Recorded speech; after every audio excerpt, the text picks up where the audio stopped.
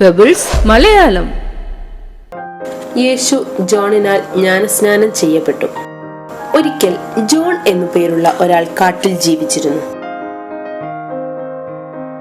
അദ്ദേഹം ലളിത ജീവിതം നയിച്ചു. അദ്ദേഹം ഭക്ഷണമായി ഉപയോഗിച്ചിരുന്നത് തേൻ, കാട്ടിലെ പഴങ്ങൾ, ചെറിയ ജീവികൾ എന്നിവയായിരുന്നു. അദ്ദേഹം പതിവായി ജനങ്ങളെ ശരിയും തെറ്റും പഠിപ്പിച്ചിരുന്നു. ജനങ്ങളുടെ ജീവിതം മാറ്റിമറിക്കാൻ അദ്ദേഹം ശ്രമിച്ചുകൊണ്ടിരുന്നു. ജോൺ ഒരു സ്നാപകനായിരുന്നു. അദ്ദേഹത്തിന്റെ മതപ്രഭാഷണം ജനങ്ങളിൽ താല്പര്യമുളവാക്കി. അദ്ദേഹത്തിന്റെ മതപ്രഭാഷണം കേൾക്കാൻ ആളുകൾ അകലെ നിന്നും വരെ എത്തിച്ചേരാറുണ്ടായിരുന്നു. അവർ തങ്ങളുടെ പാപങ്ങൾ ഏറ്റുപറയുമായിരുന്നു. തിരിച്ചു പോകുമ്പോൾ അദ്ദേഹം അവരെ അനുഗ്രഹിക്കുകയും പുഴയിലെ വെള്ളത്തിൽ ജ്ഞാനസ്നാനം ചെയ്യിക്കുകയും ചെയ്യുമായിരുന്നു. ഒരു ദിവസം ഒരു വലിയ മനുഷ്യൻ വരുമെന്നും അവനെ സ്നാനപ്പെടുത്തണമെന്നും ജോണിന് അറിയാമായിരുന്നു. ലോകത്തിന്റെ രക്ഷകൻ വരുമെന്ന് ജോൺ എല്ലായ്പ്പോഴും ജനങ്ങളോട് പറയുമായിരുന്നു. ഒരു ദിവസം യേശു ജോണിന്റെ അടുത്ത് ജ്ഞാനസ്നാനത്തിനായി വന്നു. യേശുവിനെ കണ്ടപ്പോൾ ജോണിന് പെട്ടെന്ന് തന്നെ മനസ്സിലായി, ആ വലിയ മനുഷ്യൻ ലോകരക്ഷകനാണ് വരുന്നതെന്ന്. യേശു പറഞ്ഞു, എന്നെ നീ ജ്ഞാനസ്നാനം ചെയ്യിക്കണം. അപ്പോൾ ജോൺ പറഞ്ഞു, നിങ്ങൾ എന്നെയാണ് സ്നാനം ചെയ്യിക്കേണ്ടത്. യേശു പറഞ്ഞു, നമ്മുടെ ദൈവം എന്താണോ പറഞ്ഞത് നമുക്കതു തന്നെ ചെയ്യാം. അങ്ങനെ ജോൺ യേശുവിനെ ജ്ഞാനസ്നാനം ചെയ്തു. യേശുവിനെ ജ്ഞാനസ്നാനം ചെയ്യാൻ തുടങ്ങിയപ്പോൾ ആകാശം തെളിഞ്ഞു വന്നു. എല്ലായിടത്തും തിളങ്ങുന്ന പ്രകാശം പരന്നു. അപ്പോൾ പരിശുദ്ധാത്മാവ് പ്രാവിന്റെ രൂപത്തിൽ ഇറങ്ങി വന്നു. യേശു എന്റെ മകനാണ്, ഞാൻ അതിൽ സന്തോഷിക്കുന്നു എന്ന് ദൈവം അറിയിച്ചു.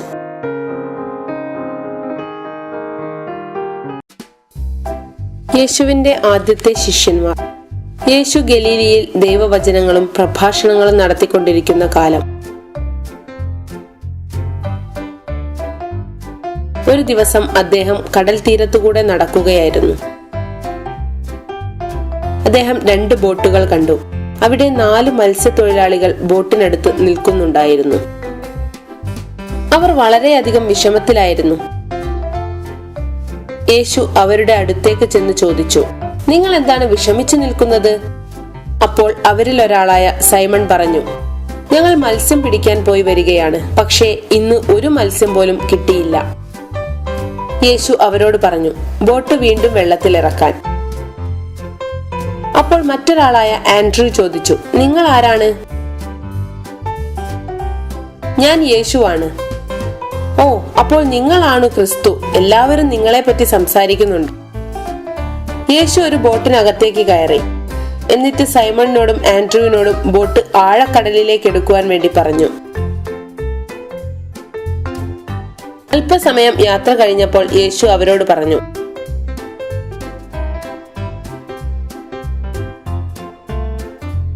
അവരുടെ വല വെള്ളത്തിലേക്കിടുവാൻ. 2 പേരും മടിച്ചു നിന്നു. കാരണം നേരത്തെ അവർ മത്സ്യത്തെ പിടിച്ച് പരാജയപ്പെട്ടതാണ്. പക്ഷേ അവർ യേശുവിനെ അനുസരിക്കാൻ തീരുമാനിച്ചു. അവർ അവരുടെ വല വെള്ളത്തിലേക്ക് എറിഞ്ഞു. ഒട്ടും താമസിച്ചില്ല, വല നിറയെ മത്സ്യമായിരുന്നു. അവർക്ക് അത്ഭുതമായി. അവരുടെ വലയിൽ ഒരുപാട് മത്സ്യമുണ്ടായിരുന്നത് കൊണ്ട് വല വലിച്ച് ബോട്ടിനകത്തേക്ക് കയറ്റാൻ കഴിയാതെയായി. സൈമൺ പറഞ്ഞു, ദൈവമേ, എന്തൊരത്ഭുതം! മത്സ്യങ്ങളുടെ എണ്ണം നോക്കൂ. അവർ മറ്റ് 2 മത്സ്യത്തൊഴിലാളികളായ ജെയിംസിനെയും ജോണിനെയും സഹായത്തിന് വേണ്ടി വിളിച്ചു. ജെയിംസും ജോണും അവരുടെ ബോട്ടിലേക്ക് വന്ന് അവരെ സഹായിച്ചു. പിന്നീട് അവർ കടൽ തീരത്തേക്ക് ചെന്ന ശേഷം 4 പേരും യേശുവിന്റെ കാൽക്കൽ വീണു. സൈമൺ പറഞ്ഞു, ഞങ്ങളോട് ക്ഷമിക്കണം, ഞങ്ങൾ നിങ്ങളെ സംശയിച്ചു. യേശു പറഞ്ഞു, വിഷമിക്കേണ്ട, നിങ്ങൾ എന്റെ പിൻഗാമികളാകണം. അങ്ങനെ മത്സ്യത്തൊഴിലാളികൾ അവരുടെ ജോലി ഉപേക്ഷിച്ച് യേശുവിന്റെ ശിഷ്യന്മാരായി മാറി. അവരായിരുന്നു യേശുവിന്റെ ആദ്യത്തെ ശിഷ്യന്മാർ. വീഡിയോ നിങ്ങൾക്ക് ഇഷ്ടപ്പെട്ടെന്ന് കരുതുന്നു. നമുക്ക് അടുത്ത വീഡിയോയിൽ കാണാം. Okay, by.